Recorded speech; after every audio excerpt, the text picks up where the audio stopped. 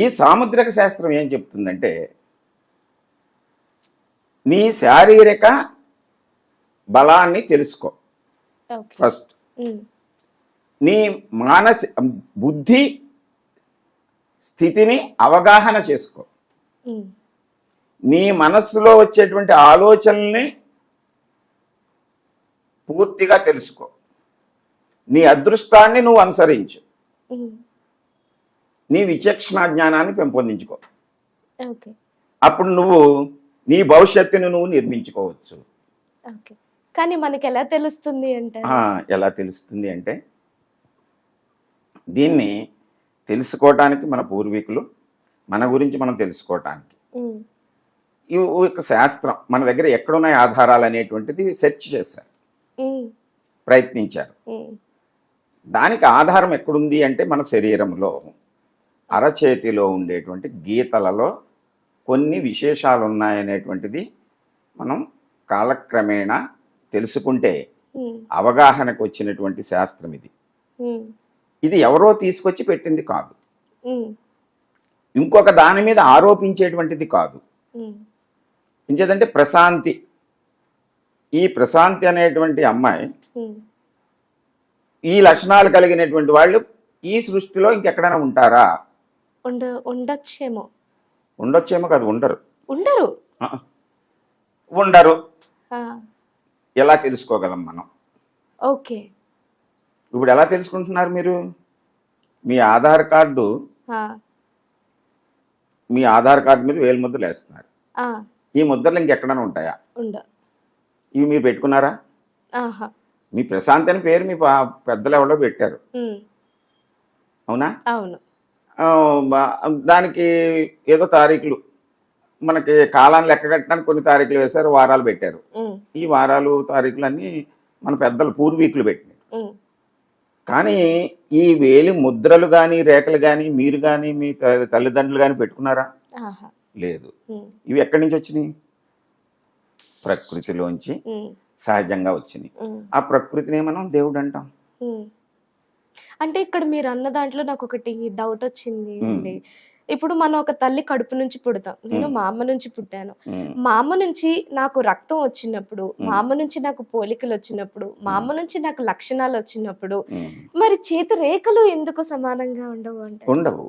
ఏం చేతనంటే ఎవరి జీవితం వాళ్ళది. ఒక వ్యక్తి ప్రత్యేకమైనటువంటి ఐడెంటిటీ కలిగి ఉంటాడు. ప్రతి మనిషి మీ తల్లి గర్భంలో మీరు జన్మించినా, రూపుదిద్దుకున్నా, ఆ తల్లి గర్భంలోకి రావటానికి మరి ఇక్కడ మనం దేవుణ్ణి మన కర్మని నమ్మవలసి ఉంటుంది. ఎందుకంటే అక్కడే పుట్టాలి, ఒక ప్రత్యేకమైన కొన్ని లక్షణాలతోటి పుట్టాలి అనేటువంటిది మనం ఎవరో నిర్ణయించేటువంటిది కాదు. మనం ఈ ఫలానా రోజున పుట్టాలని మనం అనుకున్నామా? ఫలానా ఇంట్లో పుట్టాలని మనం అనుకున్నామా? అనుకోలే. అలాగే పుట్టినప్పుడు ఇప్పుడు ఈ వయసు వచ్చేసరికి యాంకరింగ్ చేస్తారని మీరు అనుకున్నారా? అనుకోలేదు. కానీ ఈ వయసులో అంటే మీకు 20 25 వచ్చిన తర్వాత ఈ వృత్తిలోకి, ఈ వ్యాసంగంలోకి వస్తారనేటువంటి లక్షణాలు మన అరచేతిలో ఉంటాయి. సీరియస్లీ? ఎస్. ఓకే.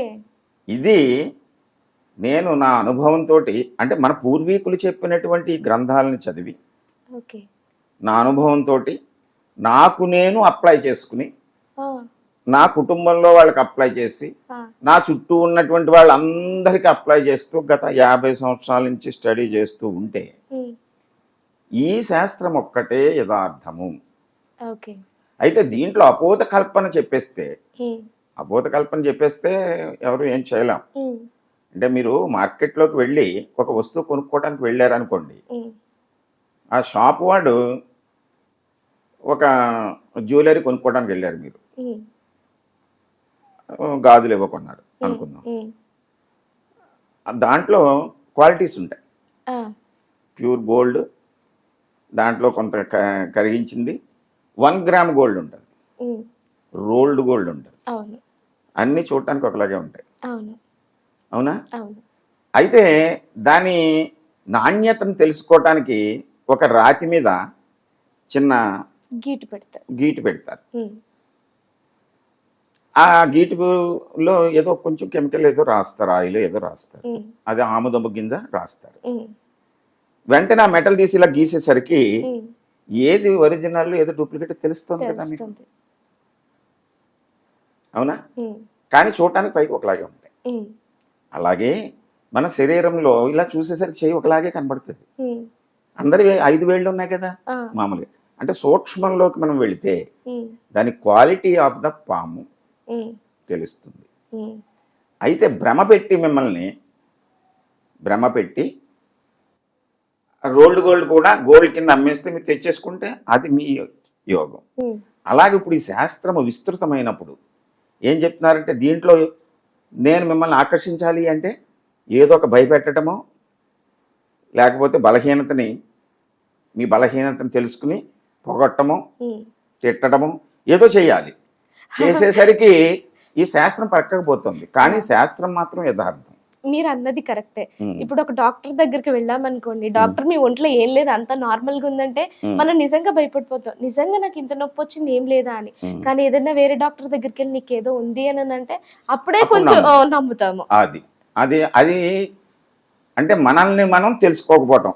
నేను 5 పాయింట్లు చెప్పాను కదా, మీ శరీర ధర్మాన్ని మీరు తెలుసుకోండి, మానసిక స్థితిని అవగాహన చేసుకోండి, అంచనా వేసుకోవాలి, మానసిక స్థితిని అవగాహన చేసుకోవాలి, బుద్ధి కుశలతను అంచనా వేసుకోవాలి. 4వ పాయింట్ మన అదృష్టాన్ని మనం అనుసరించాలి. అదృష్టం ఏం చెప్తుంది మనకు తెలుస్తుంది.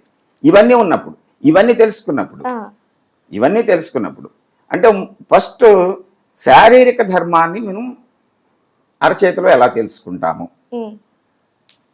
ఇప్పుడు శారీరక ధర్మం అంటే ఏంటి? సపోజ్ మీరు యాంకరింగ్ చేయాలనుకోండి, శారీరక ధర్మం అంటే మీరు కొంచెం అందంగా ఉండాలి, కొంచెం మాట్లాడేటువంటి లక్షణం ఉండాలా? అది శారీరక ధర్మం. అదే నేను కుస్తీ పోటీకి వెళ్దాం అనుకున్నాను అనుకోండి, నా శారీరక ధర్మాన్ని నేను ముందు తెలుసుకోవాలి కదా, నేను దానికి సూట్ అవుతానో లేదో, నా బాడీ ఫిజిక్, అవునా? అది తెలుసుకోకుండా, అది ఫస్ట్ పాయింట్. అయితే శారీరక ధర్మం మన అరచేతిలో ఎలా తెలుస్తుంది? అంతేకాదు మనం ఫిట్నెస్ అంటాం. ఫిట్నెస్ అంటే ఆరోగ్యంగా కూడా మీరు ఫిట్ గా ఉండాలి, ఎప్పుడు కావాలంటే అప్పుడు షూటింగ్ వెళ్ళాలి, ఇవన్నీ చేయాలి. అది ఫస్ట్ మన అరచేతిలో మన శారీరక ధర్మాన్ని తెలియజేసేటువంటిది ఇది జీవిత రేఖ. రేఖలు ఉన్నాయి కదా, ఇక్కడ బయలుదేరుతుంది, ఇలా ప్రారంభమవుతుంది, ఇలాగ చుట్టూ ఉంటుంది, బొటన వేలికి చుట్టూ ఉంటుంది. ఇది జీవిత రేఖ.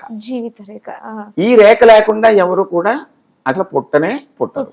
పుట్టిన తర్వాత ఈ రేఖ ఉండి తీరాలి. ఫస్ట్ మిగతా రేఖల గురించి వదిలేయండి, ఇది ఉండాలి జీవిత రేఖ.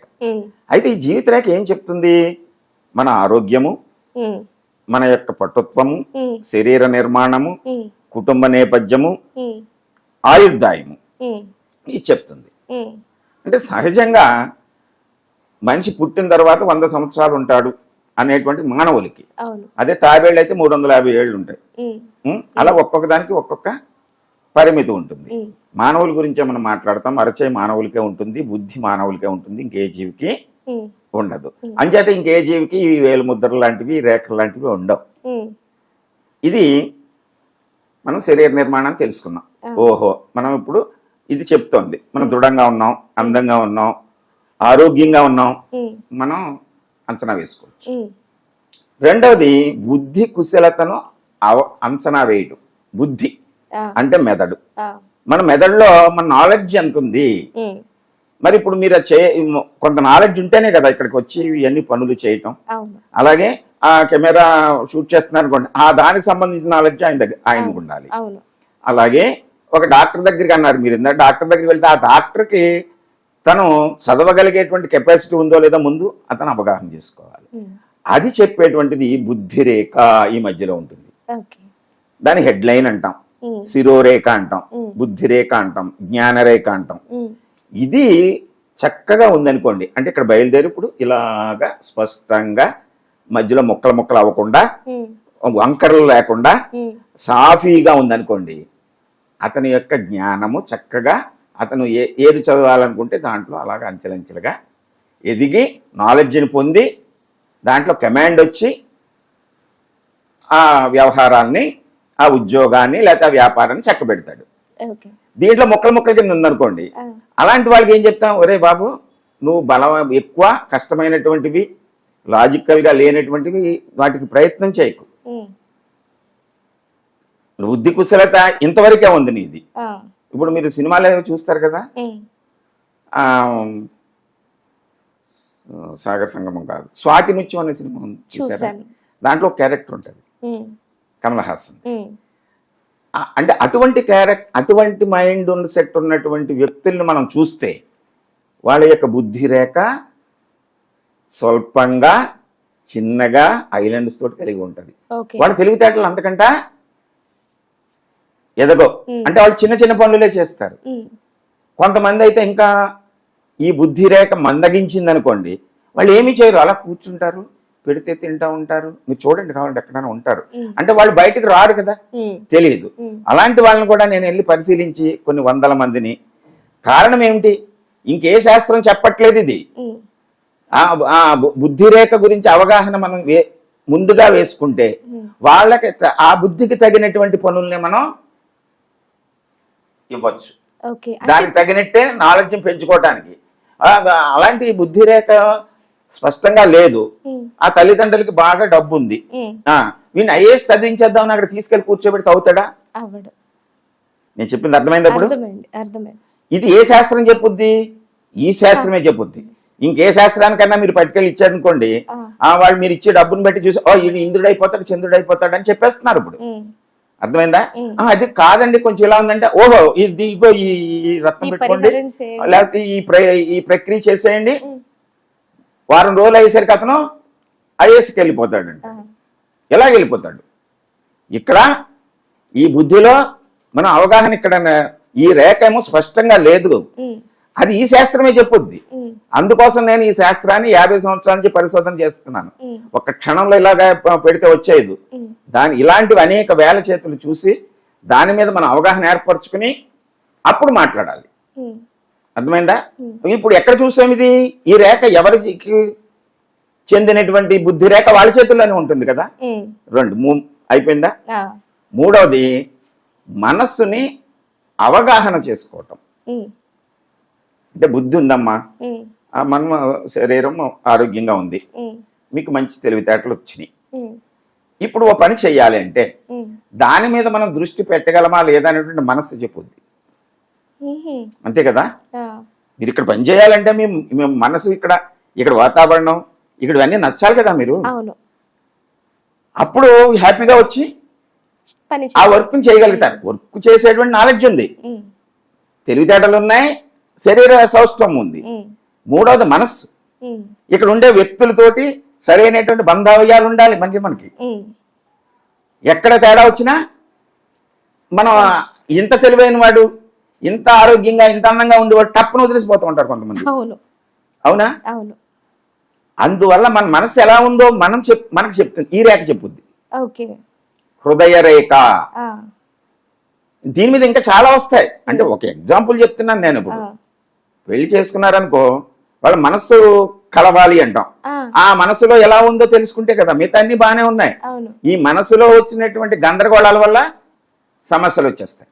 అది కూడా తెలుస్తుంది. మరి దీంట్లో తెలుస్తుంది. ఇంకే శాస్త్రం చెప్పదు ఇది. ఇంకే శాస్త్రం చెప్పుద్ది?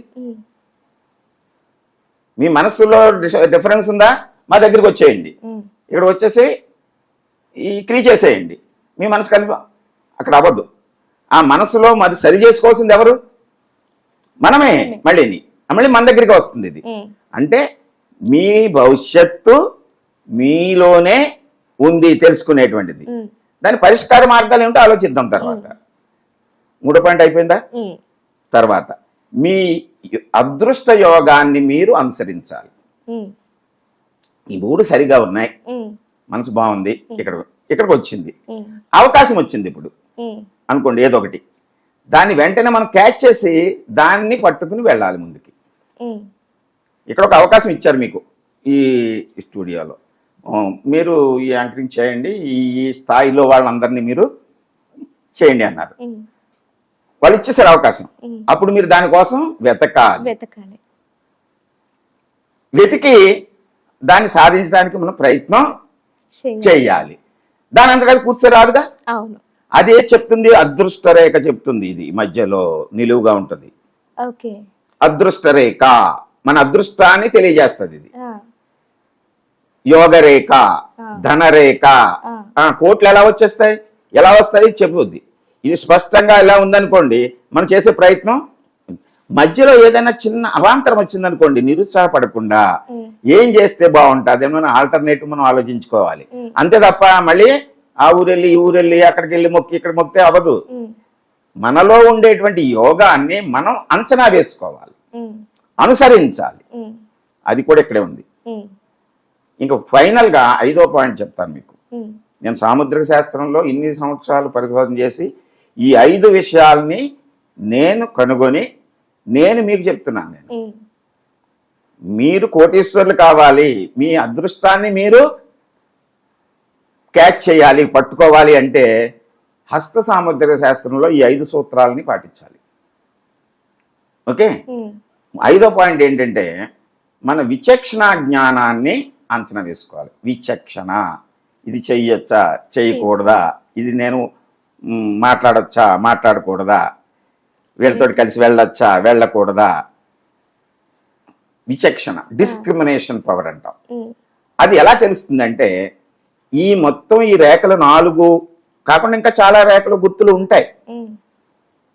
వీటిలన్నిటినీ భరిస్తున్నటువంటి ఈ క్షేత్రం, ఈ చెయ్యి ఏదైతే ఉందో దీని యొక్క ఆకారం, రంగు, ఈ గ్రహస్థానాలు దీంట్లో అంటే అరచేతిలో 9 గ్రహస్థానాలు ఉంటాయి. వాటి యొక్క హెచ్చు తగ్గులు వీటిని అంచనా వేసుకుని మనం అప్పుడు ఆ డిస్క్రిమినేషన్ పవర్ ఎంత ఉందో తెలుసుకుని ఒకవేళ మనకు అది లోపిస్తే మన సాధన ద్వారా దాన్ని అలవర్చుకోవాలి. అంటే ఎలాగంటే మీకు ఇక్కడ కుజస్థానం బలంగా ఉంది, ఎత్తుగా ఉంది, లేకపోతే ఈ రేఖ అక్కడ వరకు వెళ్ళింది, శిరోరేఖ అక్కడ వరకు వెళ్తే మీకు చిట్టపట్లాడుతూ కోపం వస్తూ ఉంటుంది. చిన్నదానికి కూడా కోపం వచ్చేస్తుంది. మనం మనిషి అన్న తర్వాత పనులు చేస్తున్నప్పుడు కొంచెం హెచ్చు తగ్గులు వస్తూ ఉంటాయి. అప్పుడు ఎవరో ఏదో అన్నారని వెంటనే కోపగించేసుకుని డామని అక్కడ పడేసి పోయారనుకోండి, ఏమవుతుంది? మనకి కష్టం. అవునా? మన అదృష్ట యోగాన్ని మనమే పాడు చేసుకుంటూ ఉంటాం. అంచేత అది విచక్షణ. ఆ విచక్షణ జ్ఞానాన్ని మనం పెంపొందించుకోవచ్చు, మనం సాధన చేయొచ్చు. అంతే కదా. మనం ఆరోగ్యాన్ని ఎలా పెంపొందించుకుంటాం? సపోజ్ ఏదైనా విటమిన్ డెఫిషియన్సీ వచ్చిందనుకో, మనం చక్కగా ఫుడ్లోను వాటిల్లోనూ సప్లిమెంట్స్ తీసుకుని పెంచుకుంటాం కదా. అలాగే విచక్షణ జ్ఞానంలో మనకి తేడాలు వచ్చినప్పుడు ఈ 5 సూత్రాలని మనం పాటిస్తే అది ఏది చెప్తుంది? సాముద్రిక శాస్త్రం చెప్పుద్ది. అందువల్ల నేను ఈ మీరు ఆహ్వానించిన వెంటనే వచ్చి నేను మీకు చెప్పడానికి కారణం ఏంటో తెలుసా? నా శాస్త్రాన్ని, నేను నమ్మినటువంటి శాస్త్రాన్ని ప్రతి ఒక్కళ్ళు బేసిక్స్ తెలుసుకోవాలి కనీసంగా. ఎందుకంటే నేను సంపాదించాలని కాదు, ఇది బేసిక్స్.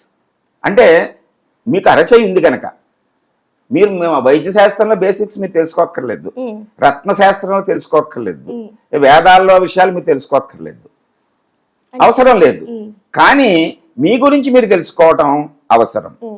మీ గురించి మీరు తెలియజెప్పేటువంటిది అరచేయి ఒక్కటే, అది మీ దగ్గరే ఉంది, ఎక్కడికి వెళ్ళక్కర్లేదు. దీంట్లో బేసిక్స్ తెలుసుకుంటే జటిలమైన విషయాలు ఏమైనా ఉంటే నా బోటు వాళ్ళు ఎవరైనా నేర్చుకున్న వాళ్ళు ఉంటారు కదా, అప్పుడు వాళ్ళ దగ్గరికి వెళ్ళి అడగచ్చు. అంతే కదా. అందుకోసం ఈ శాస్త్రాన్ని నేను 50 సంవత్సరాల నుంచి అలాగా పరిశోధిస్తూ, ఒక రోజుతో అయ్యేటువంటి పని కాదు ఇది, ఒక చేయి చూస్తే వచ్చేటువంటిది కాదు ఇది. ఎన్నో వేల చేతులు, లక్షల చేతులు చూస్తూ దాంట్లో ఉండేటువంటి విశేషాలు ఏమన్నా ఉంటే దానికి కొన్ని పద్ధతులు ఉన్నాయి.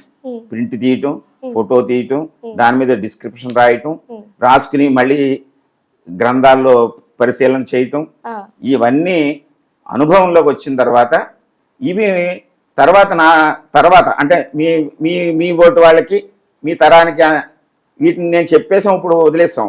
ఇప్పుడు మీడియా ఉంది కనుక ఇవి స్టాండర్డ్ గా ఉంటాయి. మరి గతంలో అయితే అంచేత పేపర్ మీద పెట్టి పుస్తకాల రూపంలో రాసి ప్రింట్ చేసి నిక్షిప్తం చేసాం. ఇప్పుడు మీడియా వచ్చింది కనుక ఎవరైనా పిలిస్తే వెళ్ళి చెప్తున్నాం. ఇవి ఇలాగ స్టాండర్డ్ గా ఉంటాయి, తెలుసుకోవాలి. అంటే దీంట్లో కూడా అపోహలు పుట్టించే వాళ్ళు బయలుదేరతారు. అంటే మనిషి అన్న తర్వాత నాకేదో కావాలి అనుకుంటే మీకు నచ్చే విధంగా చెప్పాలి అంటే దానికి కొంచెం మౌలి చేయాలి. అది కూడా ఈ శాస్త్రంలోకి ఎంటర్ అయిపోతుంది. ఇప్పుడు మిగతా శాస్త్రాలు అన్నిటికీ ఎంటర్ అయిపోయింది, ఇంకా దీనికి కూడా ఎంటర్ అయిపోతుంది. ఓకే.